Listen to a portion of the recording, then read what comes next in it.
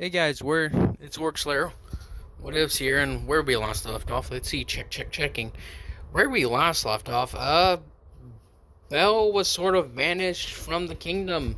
Yeah, he tried to lead not a coup. He tried to remove Nashandra from power because he saw what she was. Vendrick and Velstadt didn't because she claimed to be some sort of oracle sent by the gods. So they said they Deku pretty much with the remaining soldiers he had led somewhat of an attack. It wasn't really even an attack. It was a march, and Velstadt and them were just waiting there for for Bel to arrive. Tried to talk it down. Neither of them would listen. In the end, he was defeated by Velstadt and Vendrick working together, and he was sent away. As Rain vowed that he would return one day, and that he would remove Nashandra from power. So, he does just that. He leaves. His family's already gone. They moved away from Drangleic because they saw where the state of the place was heading. They even sent him like a message to where they would be residing at. It was over some mountains into a land that wasn't touched by darkness, you could call it. Bel arrives and he shows up at their camp. Bel's father sort of invites him in, but Bel says he's only going to be staying for a short while. That he has to find a place, find something that proves Nashandra is an evil creature, and that he also needs to go somewhere and gain power or gain strength, whichever one would probably sound better. His father says there's a kingdom not far from here that's destroyed, more or less. It's called the Kingdom of Iron. It was destroyed over like hundreds of years ago. I can help you with that one. As for strength, you should head to Orario. Like, isn't that the place where you became an adventurer, right? Yes. You'll find a dungeon there with strong monsters, and you can find a group of people who probably, if you gain their trust enough, be willing to follow you to the ends of the earth. And, well, an adventurer, if they're high enough level, could easily take on an entire army by themselves. It's like, I'll head to this Iron Kingdom first. Then I'll check out Orario, as you said, Father. It's been nice seeing you again. Where's Mother? He's like, oh, she's hanging out with your little brother. What? Yeah, we had another kid while you were gone. It's like, that's good news. As Bel pops by and says hello to his mother and his younger brother, and then he sets off. As Bel arrives at the Iron Kingdom, as many of you who know what the Iron Kingdom is, well, it's pretty much where the Iron King and Alon, sort of start their own kingdom. The Iron King, well, he pretty much is in his name. Everything he did was with iron. Iron will, iron armor, iron soldiers, iron demons, a lot of things. So he goes on with that. As Bel's sort of traversing through the land, he sees the giant lava pits, giant smelting castles. As he arrives at the tower, as he makes his way in there, seeing what he finds. And he finds contraptions with souls inside of them as he makes his way deeper, smashing through the defenses with his sword, since that's the only weapon he has now. Learning more about this kingdom and its downfall, hearing that the king became greedy, and that he wouldn't bend to anybody's will. Eventually the darkness starts setting upon the kingdom from an unknown curse, but it is not known where the curse was. Bell can't place the blame on a queen or anything, since, from what he could find, there was no queen to begin with. The kingdom fell to ruin before the king could even find one. And it is said the king threw himself into the lava pits, from where they smelted his ore. Bell rubs his chin as he heads deeper down, as eventually he finds a place that has been turned to ash. Walks around and finds a statue of a woman, and this is from what I remember from the games. He gets closer and closer and starts hearing voices from this thing. As he realizes this is something else, and he gets the same vibe that he got from Nashandra. As he takes back steps and prepares his sword, he says, "What are you?" As he prepares himself to fight whatever this thing is, simply speaks, she is the monarch, or the matriarch, of this ruined kingdom. And that she stands here waiting. As Bell asks, waiting for what? As she says, a worthy king. As Bell's like, fuck this. As he goes trying to leave, but the metal demon things all come down, all pretty much blocking his path. As Bell says, "Oh, I am no king, nor do I desire to be one. Let me pass, or I shall destroy you and these abominations here and now." She says, "Do you truly feel that?" He's like, "I've seen what you can do to a kingdom. A beautiful land, now turned to darkness and muck. You think I do not see past your illusions? You care nothing for power. You only care for yourself, to sustain it." She's like, "Yes, as is the way of all things. A strong kingdom is what I desire. Protection and strength. That is why I sought out the king of iron. Kingdom forged from iron, and iron is unbreakable, and an iron will almost unbreakable. But it seems his will rusted."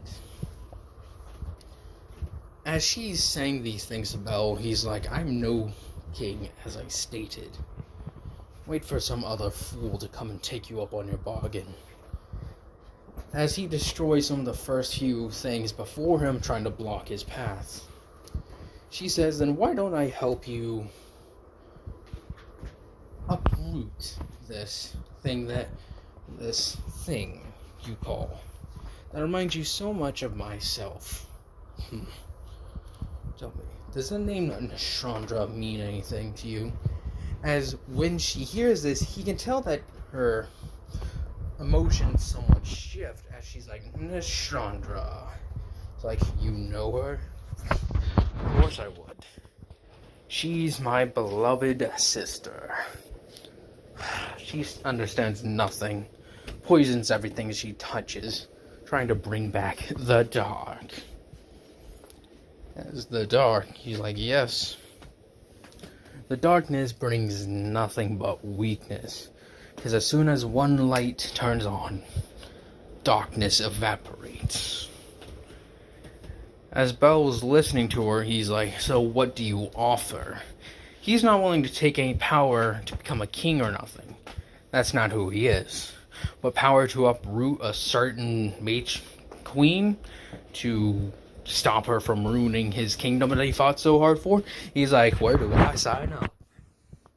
As she offers him she offers something to him that only she can offer: the merging of power. For she is a powerful being already. She could easily rival adventurers of somewhat high level, like, say, a level 3 or 4 adventurer. Not 3 or 4. Level 3 adventurer in her current state. We don't really know much about this in the games. We don't know much about this piece, this fragment of the darkness. We don't know much about her. All we know is that she arrived late and just stayed there. Eventually, Rain came along and they sort of joined forces or something like that. Nashanda, took over the castle. There's another one, I can't remember her name, but she's where it's suspected Velstadt came from, possibly. That's what I think. And then you got the one from where she actually turned into a good person and resided over the kingdom peacefully. But the kingdom was over, literal hell. So that's how that turned out. But as we go with Bell, he's listening to her offer, as he agrees that the power he would gain from her would be immense. But what would she be tied to? As she said, well, there is a mighty blade here, that abomination made by the Iron King, the Smelter Demon. If you kill it, I can put myself into its sword. It's like, and that would work? It's like, it would. We just need to get the sword. He's like, Tell me, do you have orders over these contraptions? He's like, yes, but not that thing. The soul put into that creature is far too resilient for these weak ones. He's like, give me control over them. She's like, oh, have a plan, do we? He's like, this creature is so powerful to even resist you, something who could boost my power significantly. I will need the help. I killed a giant lord, but that was with the help of Velstad Vendrick. Then I killed the giant king with 1,000 men. I've always had to rely on others, so I must do so again. She's like, very well. As this, whatever it is, like a statue, or even like a woman made out of ash, extends her hand as Belle takes it gently as she transfers a bit of control. As Belle tells them to put their weapons away, they all stand at attention.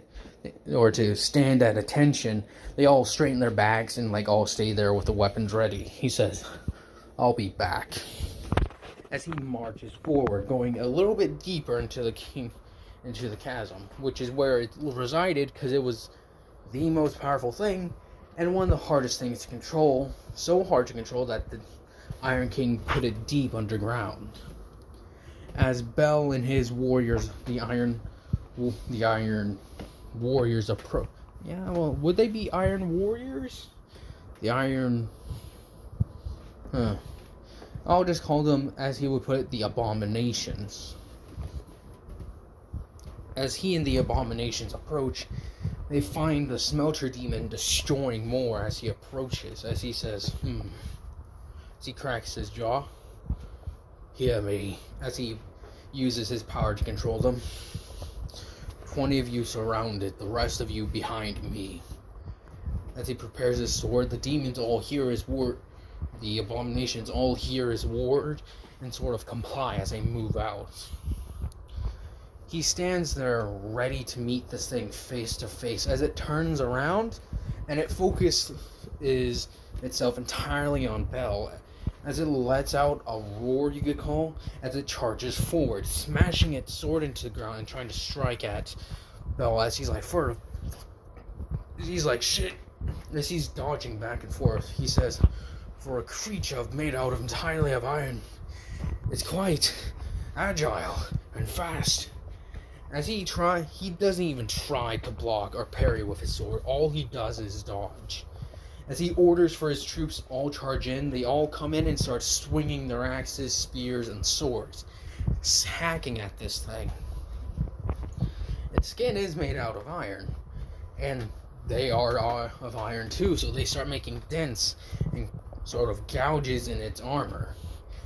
As it throws one of its arms, tossing several away, it sort of causes like a AoE area of effect. It blasts some of the abominations away. It then plunges its sword into its stomach and then pulls it out with it encased in blue fire. As Bell thinks, this is going to get tougher and tougher. As he moves forward, ordering for his troops to get back up, they all arise and start charging forward again. As Bell this time goes for more active, he slices at its ankles and hacks at its arms, trying to find some semblance of weakness. So eventually he sees the giant hole in its head. He's like, maybe there. As he orders his troops to take blunt of it, as several of them are cut in half by its fire sword. He tells them to form somewhat of a ramp as he jumps on their shoulders, jumps up, and slams the sword straight into that center of the head. As it feels the sword goes deeper and even cracks straight through the head, it just stops moving. As the fire all dissipates, and it falls over like whoa, crashing to the ground, crushing several of the abominations with it. Bell yells out in victory. He's like, we did it! Well done! As the abominations actually sort of like make like a roaring sound, like a roar sound in symbol of cheering. As he sees the giant sword this thing carried, he's like, his strength may not be enough to carry this. As he sheathes his sword and sort of orders his troops to help him carry it. As they all pick it up and start dragging, sort of help him carry it along with them. As they're all just like, sort of like making gestures like victory. As he somewhat sees that these creatures feed off the same emotions of him.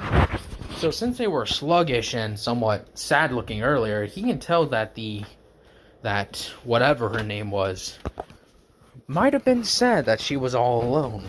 And that she felt she had nobody. As Belle arrives, dropping the sword at this thing's feet, she's like,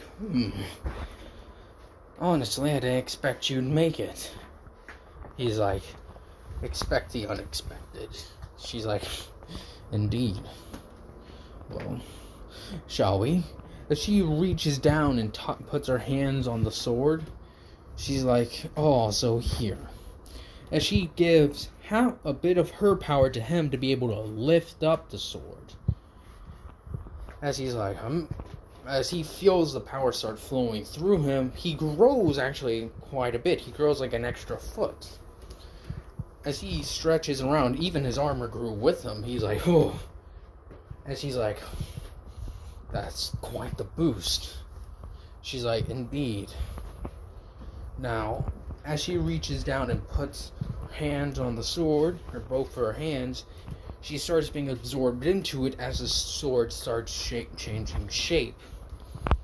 Instead of like a jagged piece of hunk of iron, it starts turning into something more elegant. It becomes more refined, sharper, and not as pointed. It turns into what you could call well, if you see the picture, it's pretty much the giant one he has in his left hand. If not, I'll see if I can put a picture up. She states that it's been so long. Please take us from this place, Belle. Or as she calls him, Sir Knight. As he's like, very well. What do I call you? She's like, you may find a name for me elsewhere. I care not for one at the moment. He's like, very well.